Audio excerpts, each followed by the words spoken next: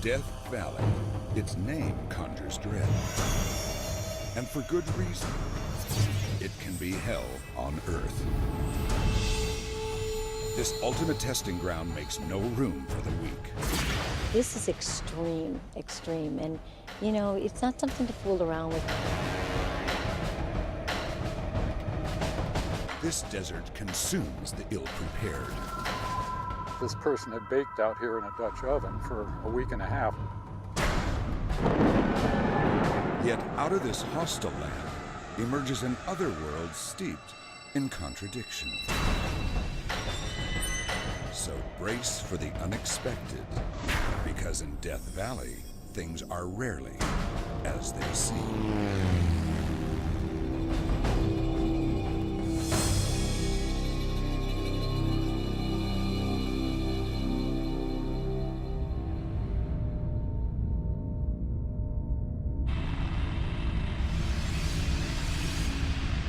From its distant core in the solar system, 93 million miles away, the sun fixes a glaring eye on Death Valley, blasting the landscape with the force of its heat. It creates a scorched expanse.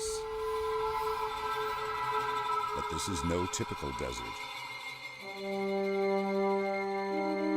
And this is no typical national park.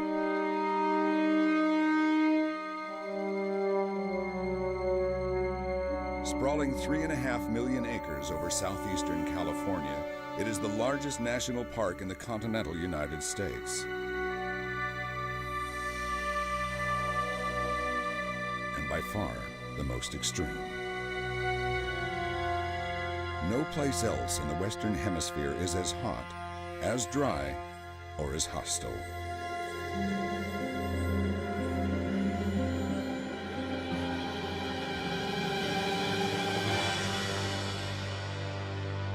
At face value, its monumental landscape intimidates. And Death Valley has many faces. Weathered badlands brood over ancient lake beds.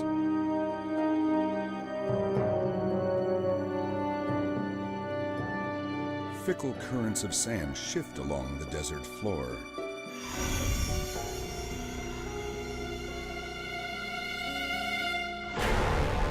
Craters, blasted by molten rock, plunge 700 feet.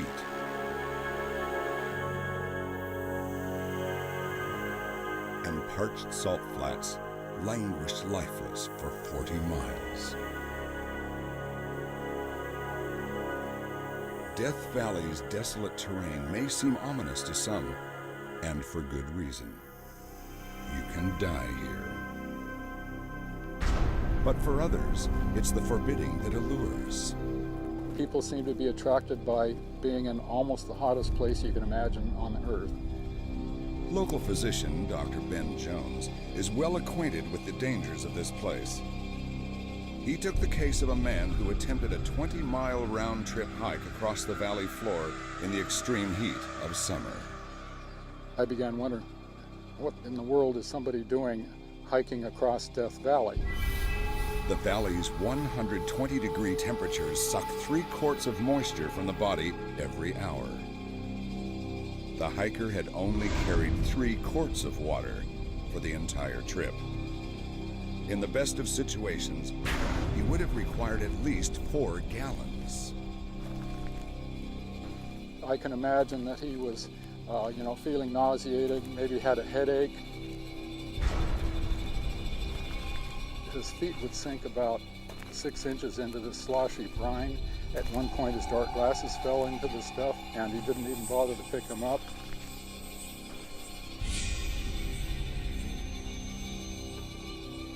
He was obviously getting more and more dehydrated.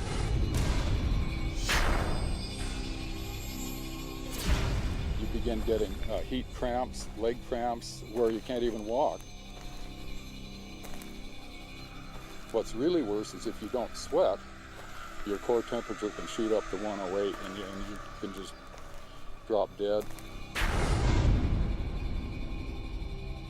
The hiker died within a half-mile of his truck. 6 gallons of water sat in the front seat.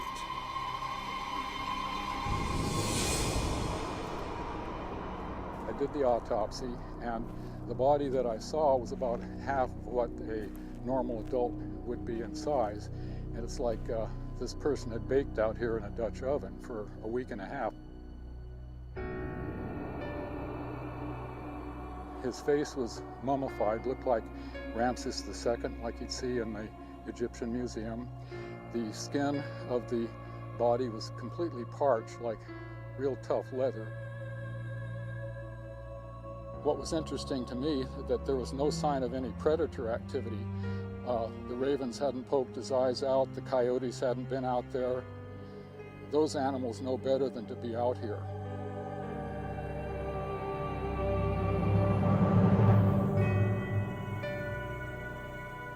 Death Valley is a cruel testing ground. A desert without mercy.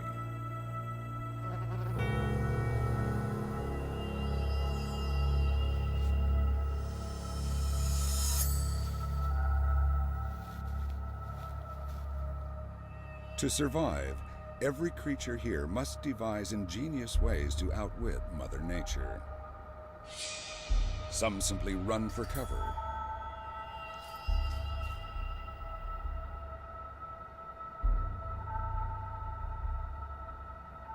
Along the edge of the dunes, one desert dweller holes up underground where it can be 15 degrees cooler. Kangaroo rats pass the heat of the day sealed off in their dens where they recycle moisture from their own breath as they sleep.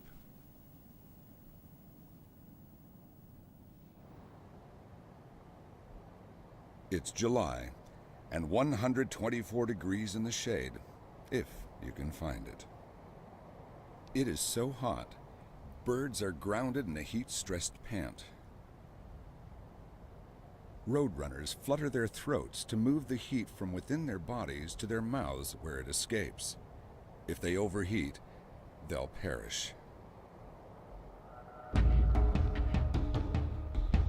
And that goes for all roadrunners.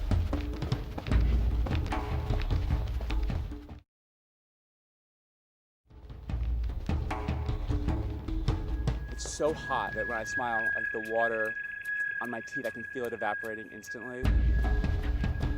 Christopher Berglund is one of the world's top athletes selected to take on Death Valley in the toughest foot race on the planet, the Kiel Badwater Ultra Marathon.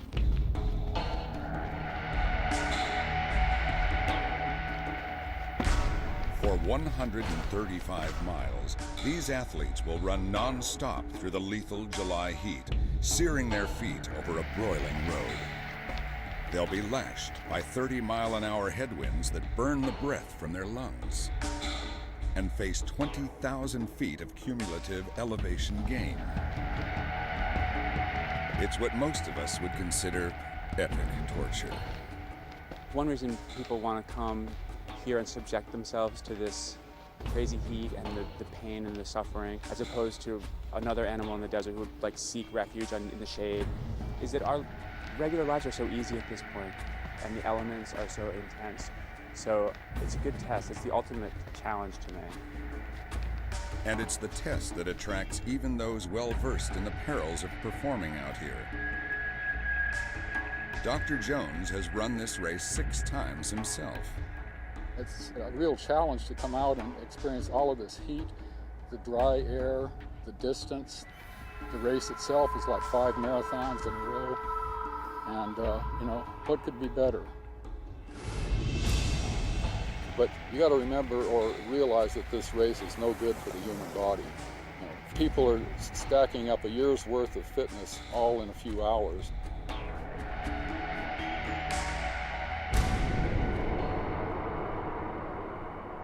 Just staying alive through the dead heat of summer is hard enough. The bold few who stay active are in a league of their own.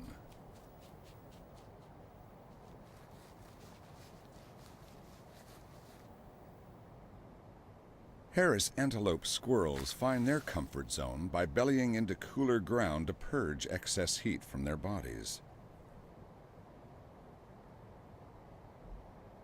Others, like the black-tailed jackrabbit, are simply cooler by design. Standing over 2 feet tall, this hare uses its long ears as radiators to dissipate heat. A lacing of capillaries brings the blood close to the surface of the skin where heat is wicked away, keeping them cool.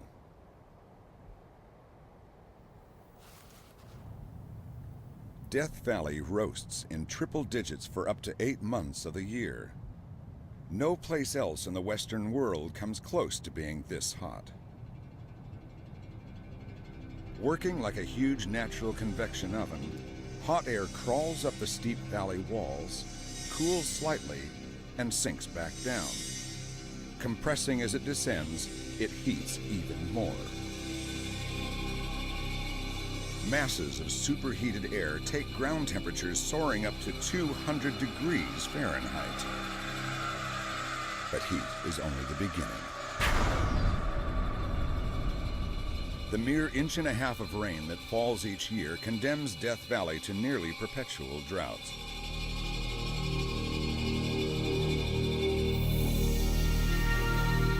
Convection clouds taunt the valley with the promise of rain. Most of the time, they don't even bring shade. Storms blowing in from the Pacific slam into the mountains to the west, leaving the valley in a barren rain shadow.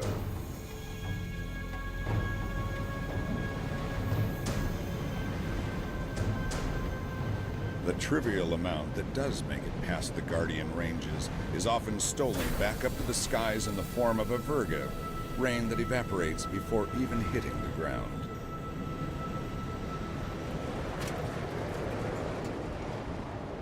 For a landscape so exposed, Death Valley keeps a few secrets well guarded.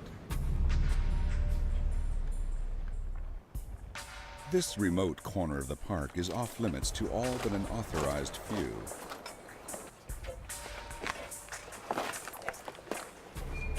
Here in Devil's Hole, the earth opens to reveal a rare window into Death Valley's implausible underworld. A universe of water.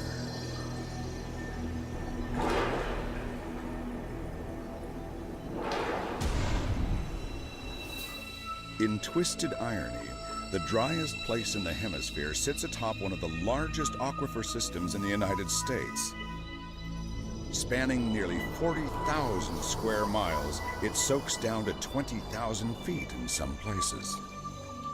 Few are permitted to explore the mysteries of this abyss, and for very good reason. These divers are on a mission in this unlikeliest of desert habitats to save the unlikeliest of desert creatures, and Death Valley's most precious treasure, the tiny Devil's Hole pupfish. These relics of the Ice Age once swam in frigid lakes at the feet of mastodons. Today, they dwell in this 93-degree spring-fed pool where they've thrived for thousands of years, until now. With only 200 left, this species is gravely endangered. Park biologist Linda Manning and her team closely monitor the fish for clues to their decline. I think our greatest hope is that this population will continue to survive in its natural environment the way it has for thousands of years. Our greatest fears is that it will go extinct, and we don't yet understand everything that's going on in this system. Fluctuating water levels, limited food supply, and contamination are possible factors, but wrestling the unknowns makes for a grim situation. 9. One was a 5mm. 9 for me. I had 5. This fish is not found anywhere else in the world, and so we are really right now at a point where they may or may not survive. We may lose this fish even within the next year or so.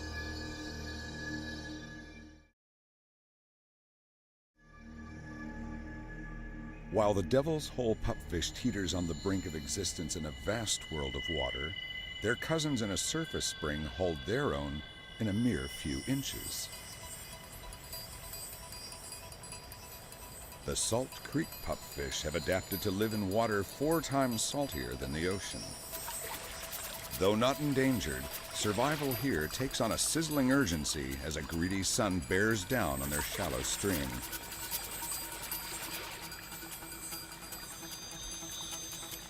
The tiny fish run the gauntlet as they take the last courtship dance and chase the evaporating waters upstream.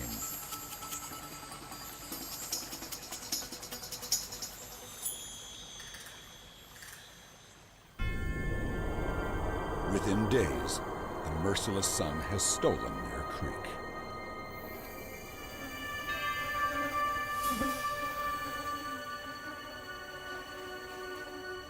The water has simmered away, leaving a wake of death lying on an open saline grave.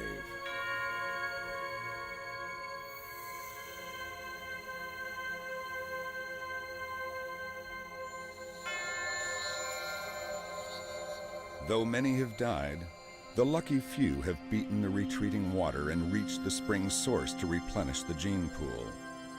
In 6 months, the creek will flow again and the sun will burden a new generation.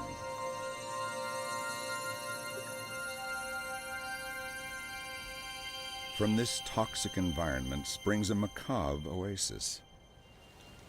Some plants have evolved to thrive in Salt Creek. By maintaining a higher salt content than the soil they occupy, pickleweed and saltbush don't lose water here as other plants would. Even with roots encrusted, they flourish. The desert holly employs a subtle tactic to defy the heat of summer. As ruthless sun rays bombard the plant, it tracks its leaves to avoid being blasted by the beams. Waiting for relief can be unpleasant work, especially when you're the largest native in the park. But desert bighorn sheep have well-honed survival skills.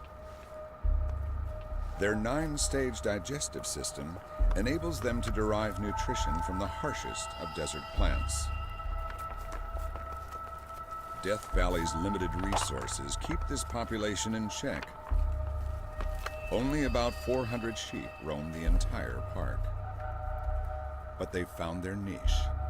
These nimble climbers negotiate craggy cliffs with ease, scrambling higher with the rising temperatures.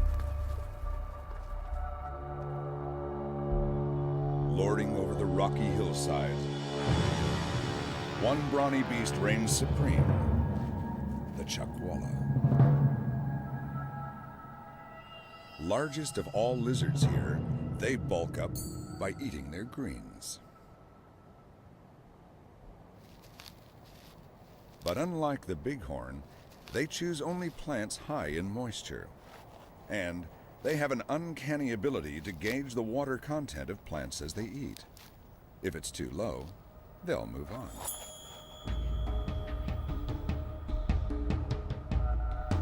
At 3 p.m., the mercury peaks at 128. To run through the hottest part of the day seems impossible. To take it slow just prolongs the agony. Chris Berglund is hanging tough. Last year I steamed through here, walked the end, so maybe this year I'll walk this part, steam through the last half. So I'm optimistic. But optimism alone won't get even this 3-time Ironman champ through this race. Each runner must have a support crew working to cool them down with every step.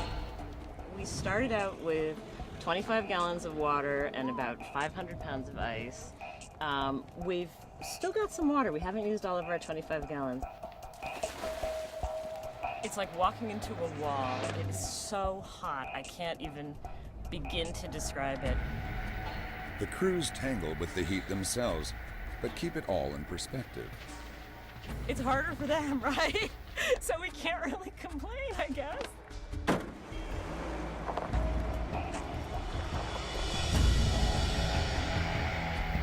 This is extreme, extreme. And, you know, it's not something to fool around with. The pain is unbelievable. Pam Reed has been down this road before. She's a 2-time winner of this race. We humans cool ourselves by sweating, but here, perspiration vaporizes instantly. Pam does her best to rehydrate by drinking often, but the effect is only temporary. Reptiles like the chuckwalla are masters at conserving moisture, but have no means of regulating heat. When in danger of overheating, the chuckwalla seeks shelter. For the rest of high summer, he will spend most of his time in the shade.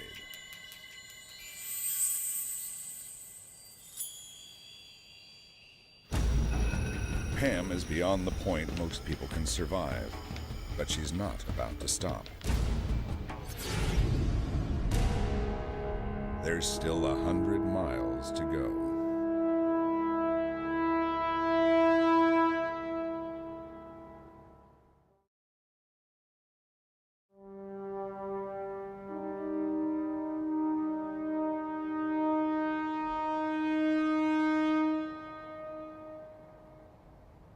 Off the road lie those better equipped for a foot race in Death Valley. The fringe-toed lizard, custom designed to handle the sand with speed and efficiency.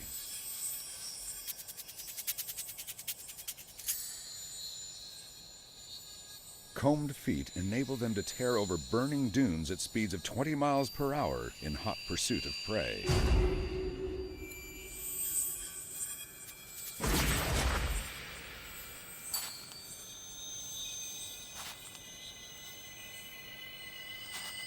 But when hotly pursued by the sun, it helps to be an escape artist.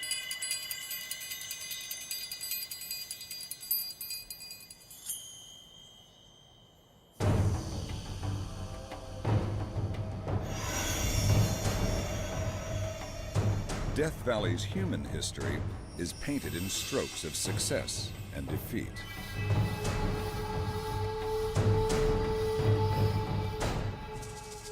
For 9,000 years, Native Americans have coped by working with the elements. In the heat of summers past, they, like the bighorn sheep, sought higher, cooler ground. But 19th century gold seekers, out to strike fortunes amid the rock, instead struck hardship. Lack of water and proper cooling caused equipment to fail, and in their quest to tame the valley, the miners themselves were broken. Heat was a constant companion and hardened killer.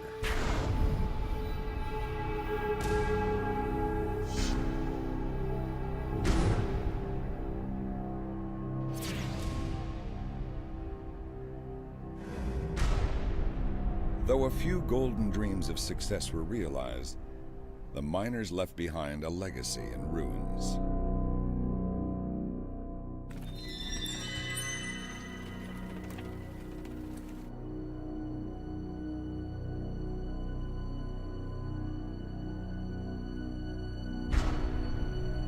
But if there is one facet of Death Valley just as treasured as its land, it is the jewel of its night.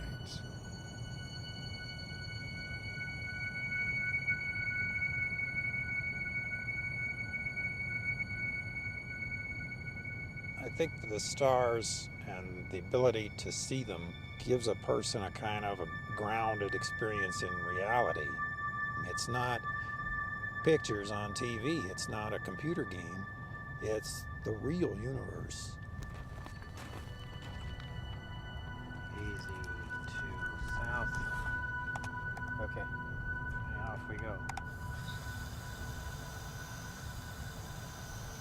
With the help of high technology, Park Service scientists Chad Moore and Dan Durisco are monitoring America's darkest skies in an effort to keep them unspoiled by light pollution. Death Valley's is among the most pristine. For millions of years, people have had this constant companion of the night sky. It was their calendar, it was their watch, it was something that they looked at every night, perhaps our modern equivalent of TV. But even here, the dark sky is at risk. From 100 miles away, the lights of Las Vegas spill over the horizon and aircraft beams stab at the stars.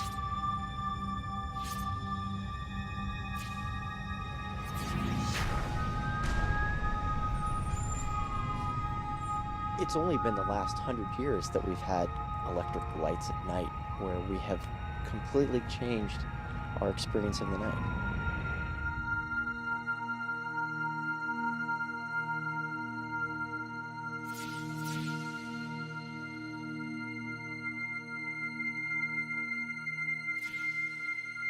Death Valley remains one of the last places where it's possible to gaze on heaven, at least for the time being. If we don't do anything, we make no changes, we continue to light more and more cities and do it unwisely, it will be lost.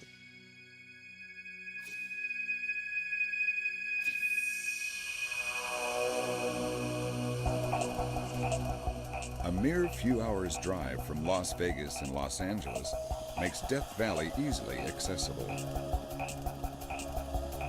Most people experience the park from the safety of the road, a narrow blacktop lifeline through the valley. But venture away from the road, and things could go very wrong very quickly. The vast treeless expanse consumes the unlucky and the ill-prepared. It's easy to wander off the beaten track. Out here, there is no beaten track.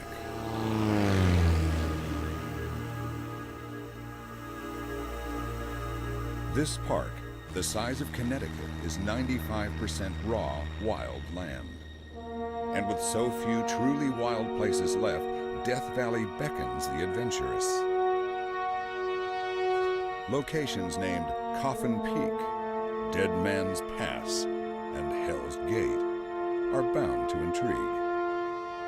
But tread with care. The chance of finding a person lost in such immense, remote terrain is nearly impossible. Sometimes, people disappear into a wilderness of rock. These bones of the earth are the windows to the past.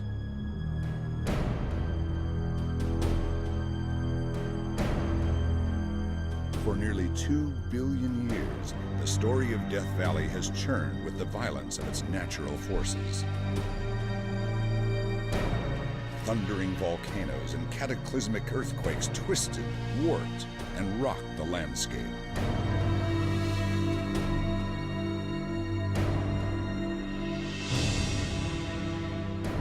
Simply put, Death Valley's evolution is that of slow torture.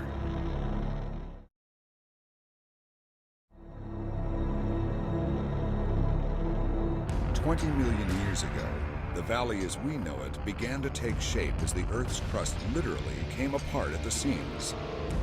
Blocks of land slid past one another, forming alternating valleys and mountains. For the past 4 million years, the rising mountains on either side of the valley have been engaged in a colossal tug of war. As they continue to rise, the valley continues to sink. Its floor now lies nearly 300 feet below sea level. But actual bedrock is buried beneath 9,000 feet of gravel, salt, and ironically, mud.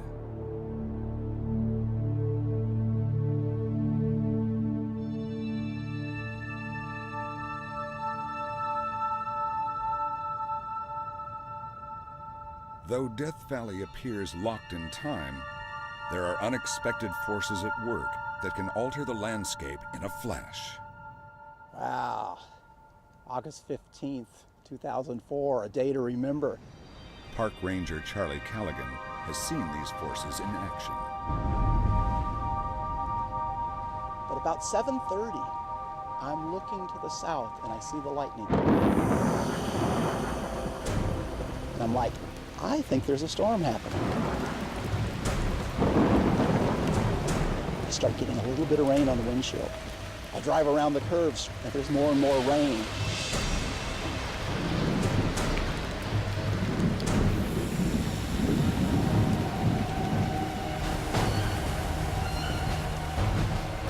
And then within the next half mile, a torrent of rain. It's a thunderstorm, it's a cloud burst, there's water flowing across the road.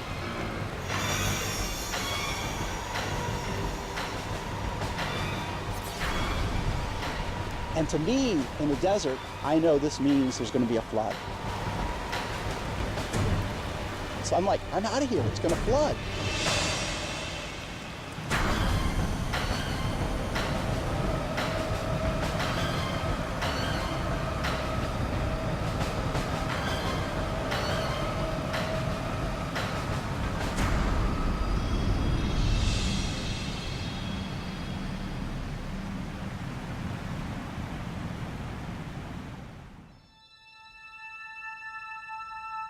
As quickly as it came, it was gone. Morning rose dead silent and pristine. No one would have been the wiser to what had taken place overnight.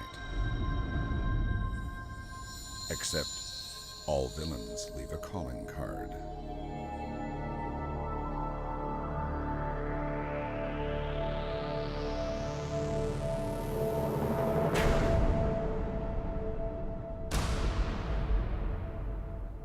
This wasn't a 10 or 20 year flood.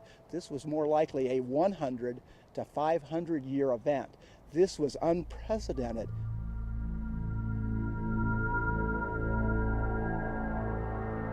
Within 2 hours, the storm produced twice the amount of rain Death Valley gets in a year. It wiped out 13 miles of highway, swept 9 vehicles into the wash, and tragically killed 2 people.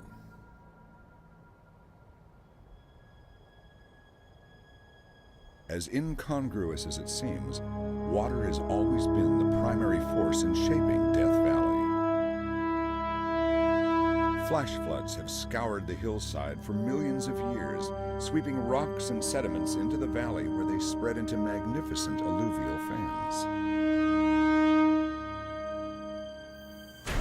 In glacial times, lakes up to 600 feet deep drowned Death Valley. Today, their beds ripple along the floor and continue to be carved by the elements.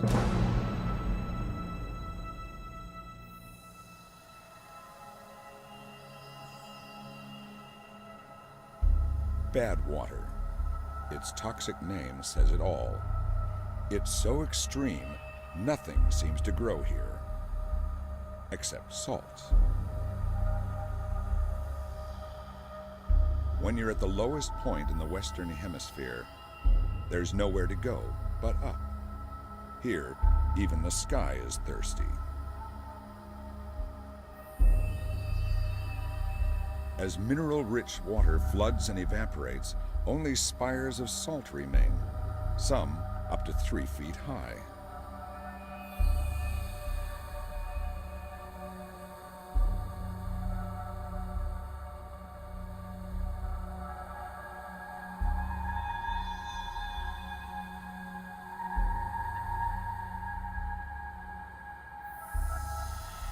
On Earth, Death Valley is the closest we come to another planet. And in this abrasive other world, humans are the alien species. This desert dares us to reach beyond our personal outer limits.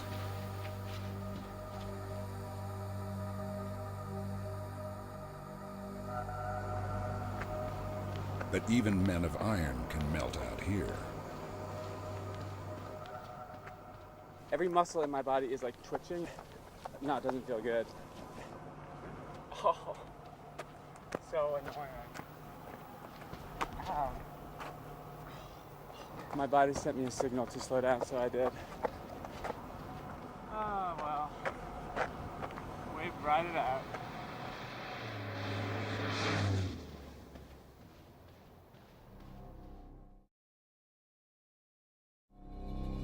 The blazing afternoon plays tricks on the mind and cooks up a mirage.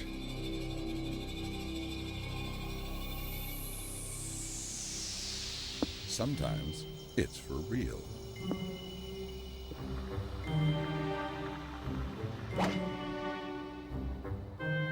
The oasis at the Furnace Creek Resort offers a welcome respite from the heat to park visitors, as well as to gate crashers.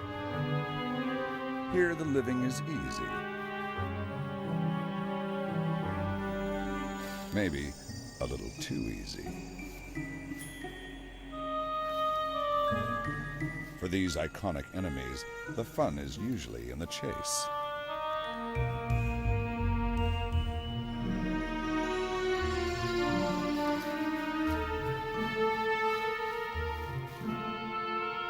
But sometimes it's just too hot to bother.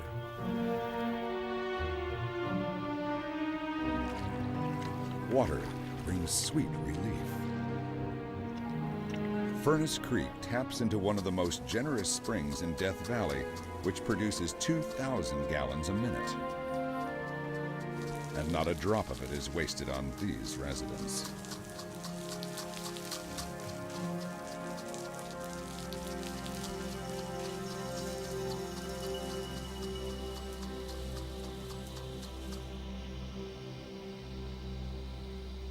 Away from the amenities of the oasis, life takes a harder tack.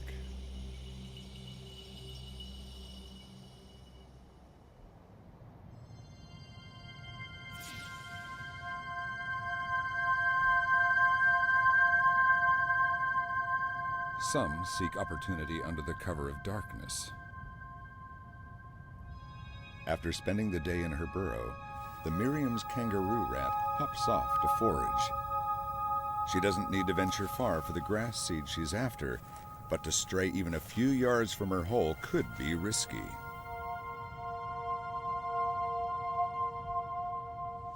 The dunes at night are a hunter's realm.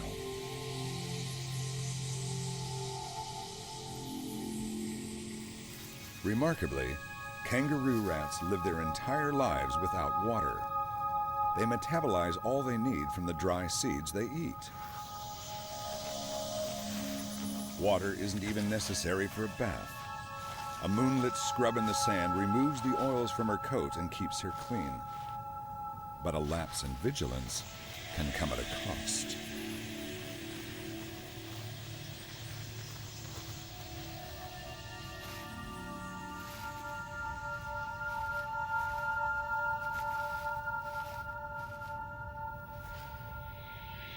A stealthy predator, the desert sidewinder has no qualms about muscling in on others' territory.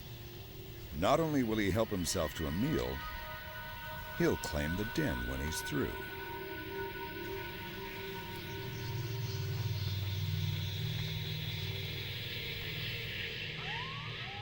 At 2 a.m., it is 111 degrees.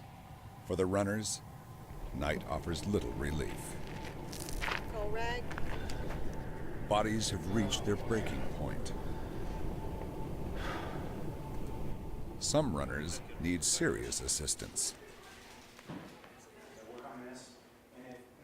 It sounds like she's pretty far behind on fluids, and so that if you know what we can do, maybe we can start working on getting some fluids in her and kind of catch up. You're gonna go back out later? Okay, then you drink. He's not drinking. And for others, this is where the road ends.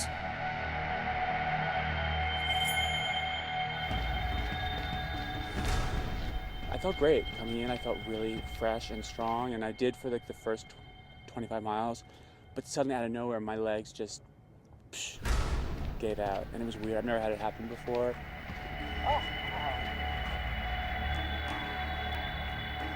I've never had this experience of dropping out of a race, so it's kind of, it was a little emotional. It opened me up. It like ripped me wide open.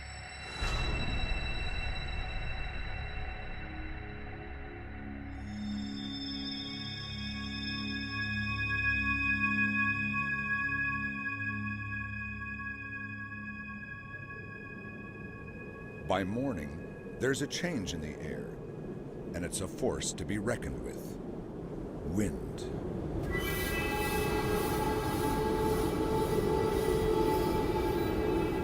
Lashing the valley in a confusion of sand, it whips ancient rock into majestic dunes.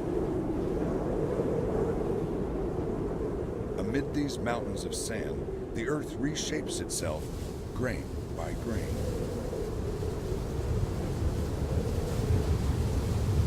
In Death Valley, the devil is in the details.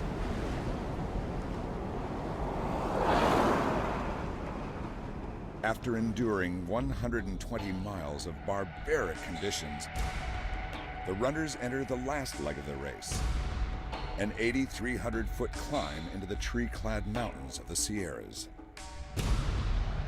With each step, they leave the infernal desert farther behind, not only rising out of Death Valley, but in fact transcending it.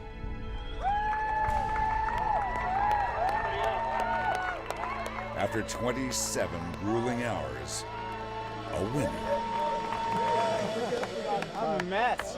Oh, that was torture. That hurt in a good way. Only one will claim first place, but all will claim victory. Pushed beyond the limits of physical and mental endurance, each runner crosses the finish line transformed.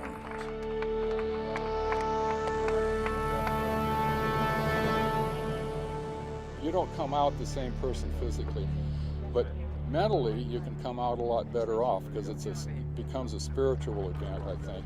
In a staggering feat, these ultra athletes have not only taken on, but conquered the crucible that is Death Valley.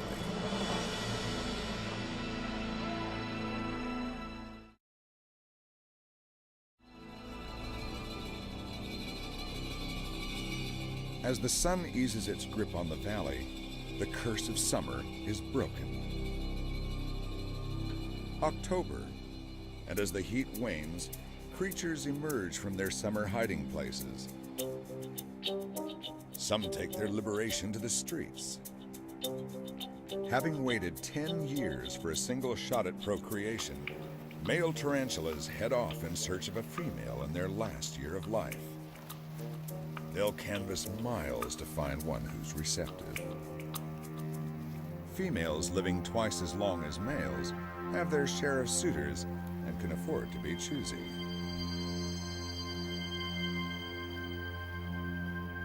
He must have just the right touch.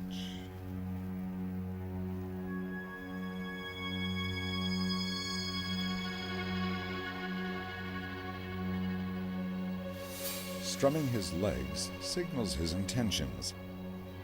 She likes what she hears and comes up to investigate.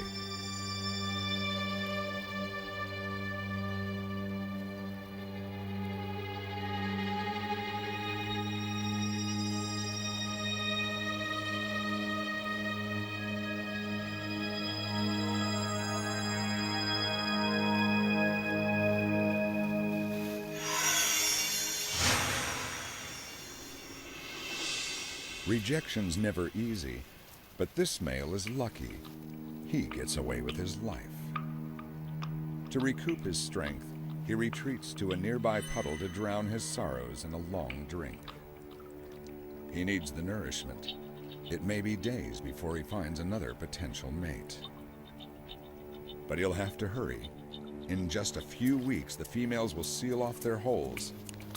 The brief winter season will soon claim this valley. The first signs make a strong entry. Cirrus clouds. These fast-moving outriders from the western skies signal something big is on the horizon. Something so extraordinary, it may just take Death Valley completely by surprise.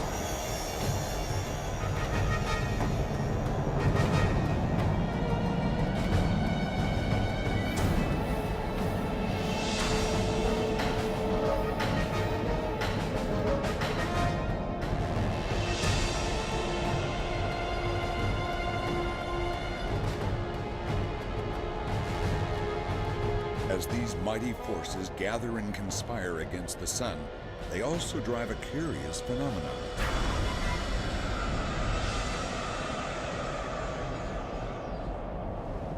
rocks that race with the wind. On the flat clay surface of the racetrack playa, boulders up to 700 pounds sail inexplicably. Though no one has seen them move, each leaves a trail that chronicles their journey, some up to 3,000 feet long. Scientists have puzzled over their mysterious movements for years, offering various theories. As winter storms rake the racetrack at gale force, wind obviously plays a significant role. But whether its ally is ice, water, or something entirely different remains to be determined.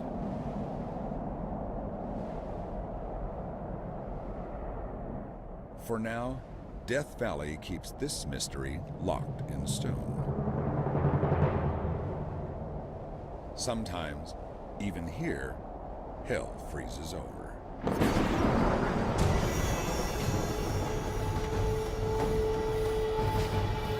The sun has been devoured. But unlike the summer downburst, this winter storm spreads from coast to mountains to desert, soaking the entire valley for 5 days.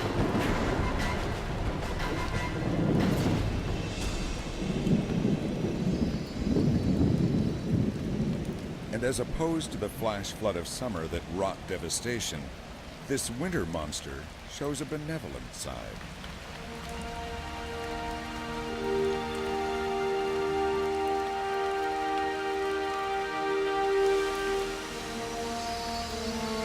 This nourishing rain quenches the desert's deepest thirst.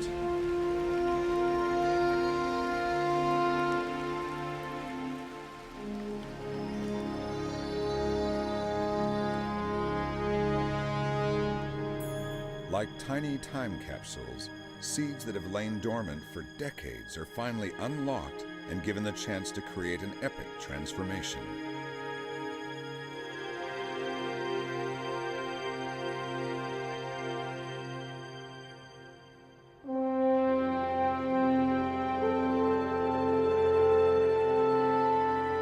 A million acres of color, the biggest bloom of flowers this valley has seen in a century.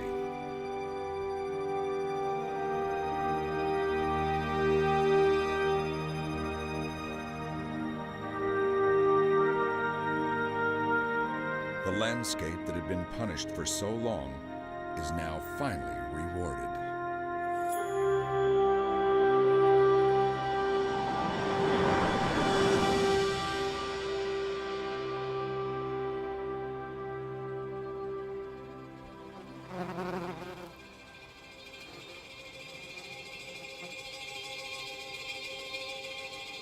Spring will only last mere weeks, and everyone here knows it. When the clock's ticking, it's all about the basics.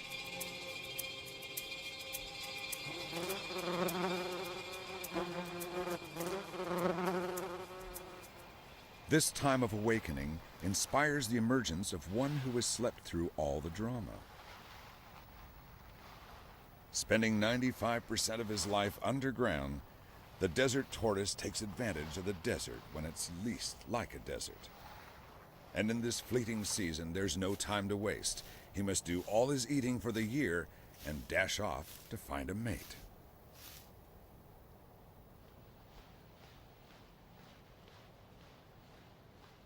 Though she's unimpressed with his ardent display of affection, he's determined to woo her. When you only have a few weeks above ground, it pays to be persistent.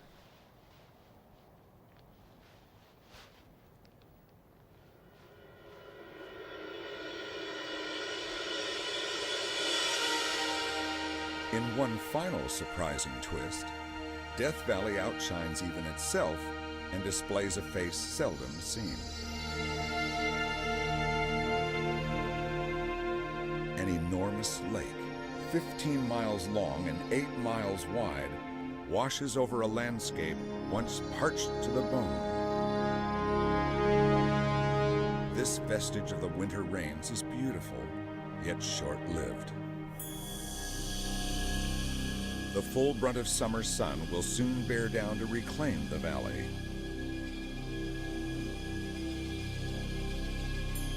But this ultimate testing ground will continue to entice and forever surprise.